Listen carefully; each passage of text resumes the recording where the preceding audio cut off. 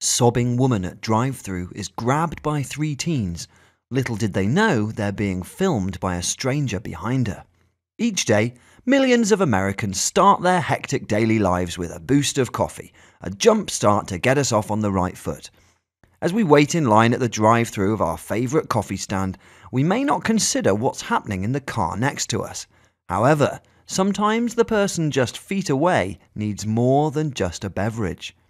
They can be quietly facing tragedy and heartache in their lives and could use an act of kindness to get them through their day. Barbara Danner was in line at Dutch Brothers coffee stand in Vancouver, Washington. The line wasn't moving. She looked at the car in front of her and saw the woman in the car talking to three of the baristas at the window. Was there a problem with the order? Why was it taking so long? Then something amazing happened. All three of the young men piled on top of the other and started reaching down into the car, locking hands with the woman inside. Now, this was truly something out of the ordinary. Dana snapped a picture of what happened. When she was able to make it to the window herself, she asked the men what happened and got a remarkable answer. The baristas recognized the young woman from previous trips through the line and had noticed that she was crying and in pain. Dana shared the story and picture to Dutch Brothers' Facebook page, where it went viral and has now reached 139,000 shares, 448,000 likes and 20,000 comments. Turns out the young lady in line ahead of us lost her 37-year-old husband last night. When the DB guys and gals noticed she was falling apart, they stopped everything and prayed with her for several minutes, invited her to come back for prayer and support, as well as anything else that she might need. Prayers for the young family, and you know where to stop for coffee. According to WTHR 13, one of the young men in the window decided he and his co-workers needed to reach out to a grieving widow with empathy and compassion. She was showing raw emotion towards us, so we gave it right back to her, said barista Pierce Dunn. It wasn't the first time the employees had delivered more than just a cup of coffee to their customers who were having a bad day. Rather than just the typical, "Hi, how are you today?" these guys went out of their way to genuinely let customers know they cared. She was having a really bad day. Her husband passed. When she said that, I was like, "There's nothing more you need to say, we got this," said barista Evan Freeman.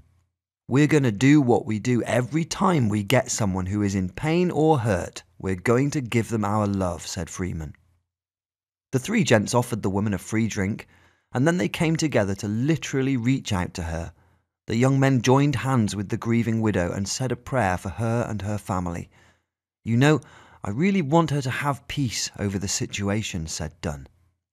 They didn't know that Dana was quietly capturing it all on her camera. Even the coffee shop's owner, Jessica Chudek, was surprised to learn what her employees had done that day.